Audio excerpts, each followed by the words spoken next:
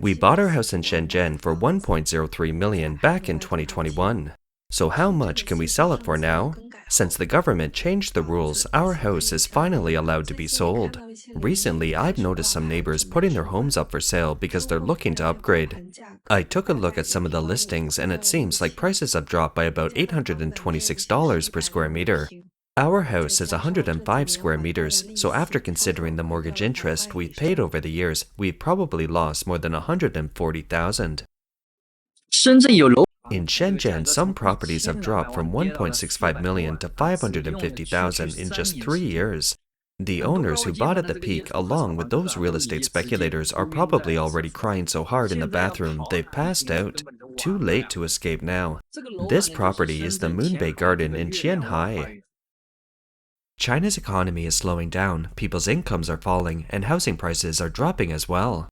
In many cities, including first-tier ones like Beijing, Shanghai, Guangzhou, and Shenzhen, property prices have fallen back to levels seen 10 years ago. Today, let's talk about the housing market in Shenzhen. But before we do, we would like to invite you to subscribe. Your support is our greatest motivation and allows us to bring you more valuable content. Now, moving on. Recently, several social media platforms in China have reported clearance sales of luxury apartments in Shenzhen.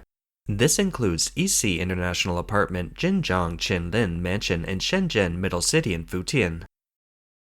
Donghai International Apartments, located in the prime Xiangmi Lake area, was launched in 2013 and was once considered one of Asia's top 10 super luxury properties. At the time, the average price for properties in Shenzhen was around 3,000 to 4,000 per square meter, while units in Donghai International Apartments were selling for 15,000 per square meter.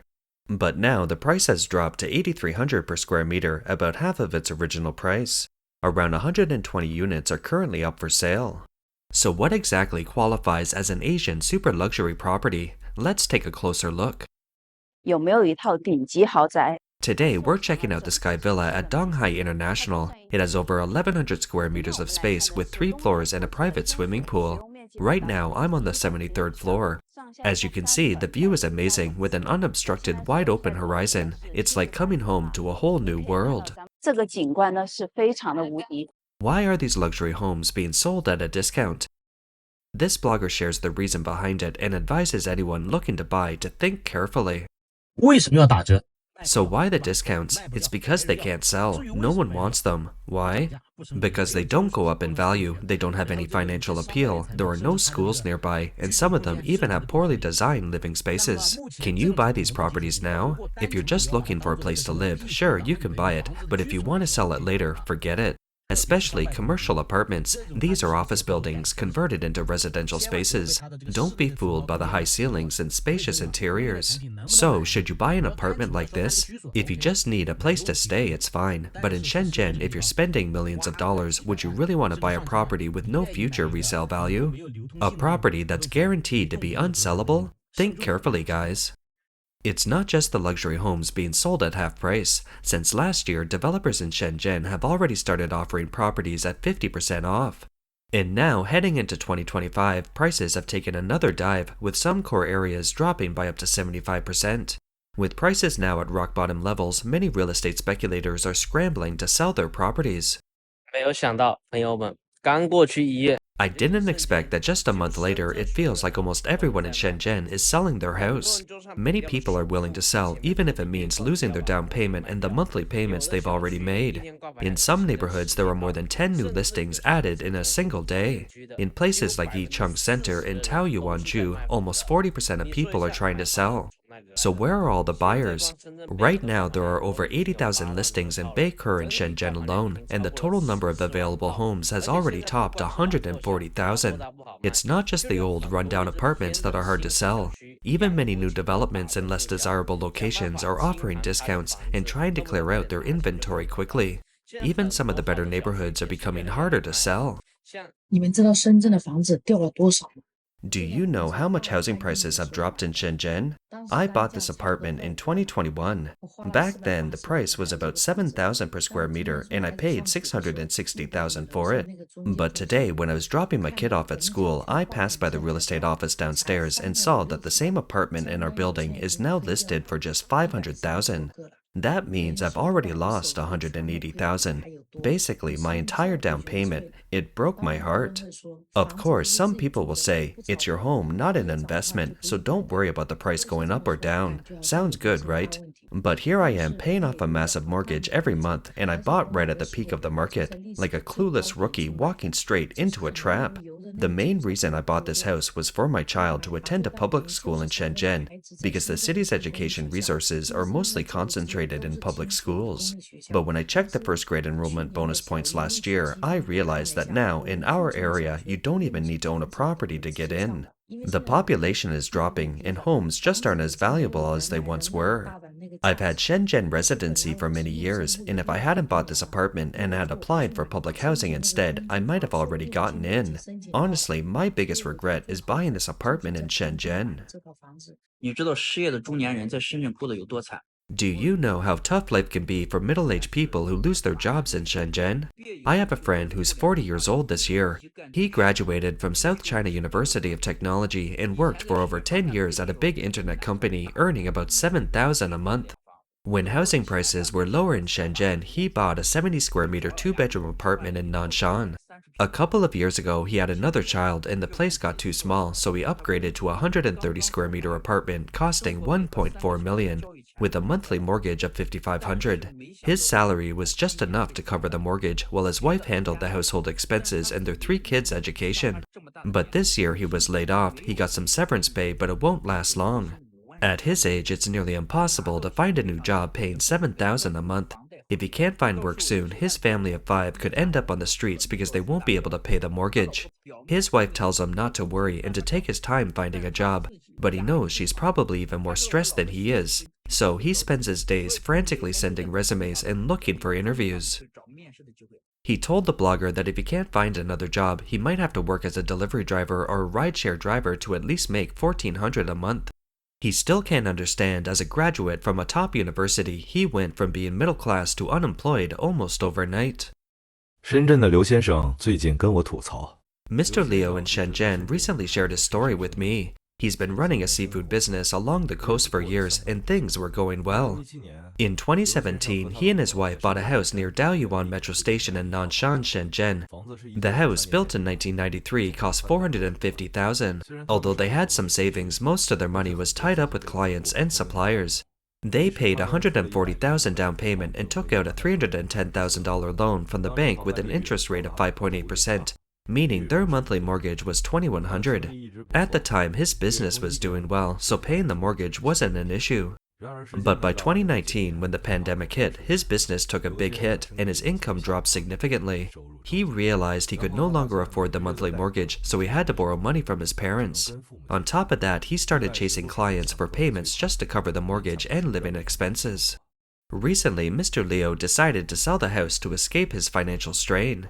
When he spoke to an agent, he was shocked to find out his property had lost half its value. He couldn't believe it. He had always heard that property in first-tier cities like Shenzhen held its value well, but he never expected the prices to drop so drastically. Over the years, he'd already paid off more than 110,000 of the loan, but still owes the bank 190,000. He thought if he could sell the house for 220,000, he'd at least walk away with 28,000 in cash to ease his situation. He reluctantly listed the house for sale, but to his surprise, no one showed any interest.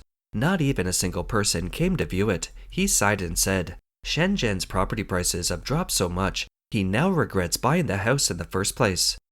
One netizen commented under his post saying, make sure your monthly mortgage doesn't exceed 400. If it's below 400, you could still get by with an average job. But if it's over 400, an unexpected situation could leave you unable to keep up with the payments. 我真的后悔买房了。 I really regret buying this house. The biggest mistake I've ever made was purchasing this property in 2020. It cost $360,000 in total, with $110,000 down payment and a $250,000 loan. I have to pay $1,000 a month, and after more than 4 years, I've only paid off $50,000. I checked a few days ago, and almost all of that $50,000 was just interest. I've only reduced the principal by $14,000. What's even worse is that now houses in the same neighborhood are listed for $210,000, and no one's even looking at them. If I sell, I still won't be able to pay off the loan. I'd have to cover an extra 30 to 40,000. All in all, I've lost about 220,000 over the past 4 years. He said he was born in the countryside and moved to the big city after earning his master's degree. He thought buying a house would mark the start of a new chapter in his life, but instead it turned out to be more like stepping into an abyss. 等房贷还完我的 By the time I finish paying off the mortgage, I'll probably be over 60 and sporting a white beard. Right now, our biggest expenses are the mortgage, property fees, car insurance, parking, electricity, and water bills. If we don't eat or drink a thing, $1,400 is gone every month. 而我们只有 All we do is work non-stop to make money and pay it off, working and paying, spending our whole lives working for capital like slaves. With the economy in such bad shape, on top of my regular job, I also have to hustle in my spare time with self-media. Just thinking about it is enough to drive me crazy, and I don't even know how much longer I can keep this up. Have you paid off your mortgage yet?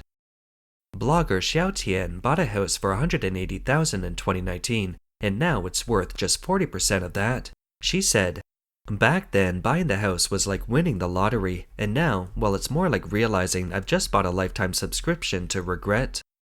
应该有多少钱办多少事儿。 My dad actually told me not to take out a loan and to only spend what I could afford. But I didn't listen. I thought he was just being stuck in the past. I mean, it's the 21st century. Who buys a house without a loan? If I waited to save enough, I'd be old and too tired to even enjoy it. Now my dad's changed my contact info to the prodigal son, and honestly, at this point, it's more like he's got a point. Back in 2019, when I bought the house, I was still a bit unsure, but all the agents kept saying, "Just hop on now, it's only going to get more expensive later."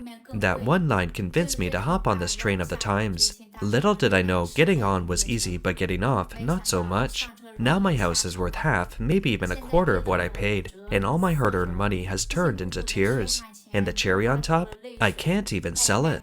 Honestly, when I bought the house, I thought I was making a smart move. I even secretly felt a little proud for a while. Finally, I'm officially a homeowner. Turns out I was just a homeowner in the land of regret. But after all these years of falling house prices and unemployment, I feel like I've been sent back to square one. The pride I once had from owning a house and a car now feels like a hard slap to the face, completely waking me up. No matter what, we need to stay rational, work hard to make money, save as much as we can while we're young, and avoid debt as much as possible. Anything you get through debt is like a house of cards, it can collapse easily. With just a little bit of trouble, all your savings from years, maybe even a lifetime, can vanish in an instant. That's all for today. If you enjoy our content, please give us a thumbs up, subscribe, leave a comment, and share it with a friend. We appreciate your support, and we'll see you next time.